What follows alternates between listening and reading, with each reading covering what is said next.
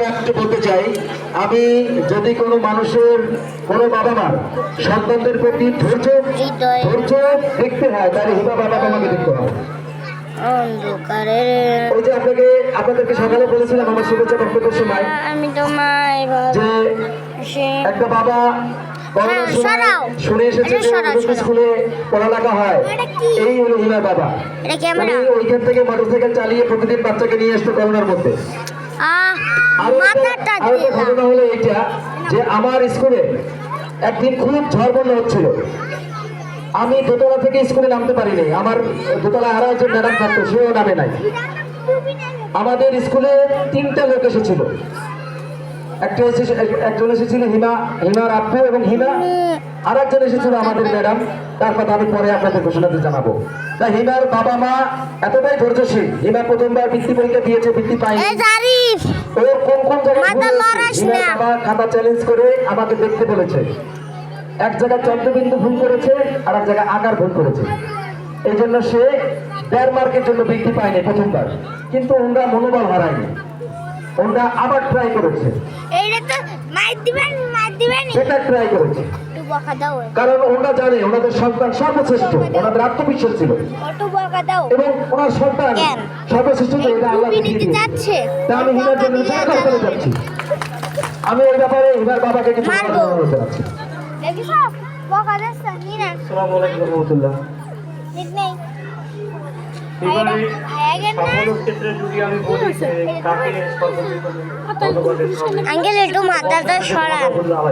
তারপরে বলবো আমি আমার মা, কারণ আমার মা এই স্কুলে আসা সুযোগ করে দিচ্ছে আমার ওয়াইফকে। যদি আমার মা যদি আমার ওয়াইফকে সুযোগ না দিত, আমি কখনোই আসতাম না। যে আমার মা কোনো উপস্থিত আছেন। আরেকটা বিষয় আছে, হ্যাঁ আমার মা আসো না, তুমি নেবা স্টেজে আসার জন্য দাদুকে জানাচ্ছি। কারণ আমরা উদাহরণ, অনেক জায়গায় অনেক দাদু আছে যে কিন্তু উনি একটা শিক্ষা অনুরাগী মা।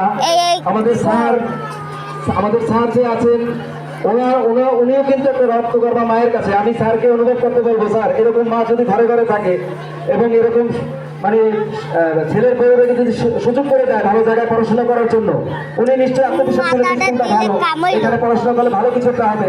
আমি ওনাকে আমন্ত্রণ জানাচ্ছি একটু আমাদের স্টেজে আসার জন্য। হিমার দাদুকে আমি ওনাকে সাহায্য করতে বলবো আমাদের ম্যাডামদেরকে, যেন তাড়াতাড়ি আসতে পারে। আসলে এগুলো একটা ইতিহাস, এইসব ভিত্তিতে বড় কথা না। একটা সার্টিফিকেট, একটা কাগজের টাকা, এগুলো বড় কথা না, বড় কথা না। এইসব ঘটনা, এইসব ইতিহাস হলো বিরল, এবং এই ইতিহাসগুলো বাচ্চাদেরকে অনেক দূরে নিয়ে যায়। বাচ্চার শুরুতেই যদি এই ধরনের বাবা মা, এই ধরনের দাদা দাদু থাকে, তাহলে সেই বাচ্চার আর পিছনে ফিরে তাকাতে হয়। তো আমি হিমা দাদুকে কিছু বলার জন্য অনুরোধ জানাবো। আসসালামু আলাইকুম। আমি সবার কাছে দোয়া চাই। আমার বউ অনেক কষ্ট করছে 1 বছর, তারপর আমি মনে করলাম যে উনি এত কষ্ট না করে বাসায় যাবো। তারপর আমি নিজেই বাসা থেকে বাসা করে কাছে চলে যাবো, কেননা কষ্টটা কম হয়। আমার সাথে 12 বছর পর হয়েছে, 12 বছর আমি বিয়ে দিচ্ছি। সবাই মেজনে দোয়া করবেন। আসসালামু আলাইকুম।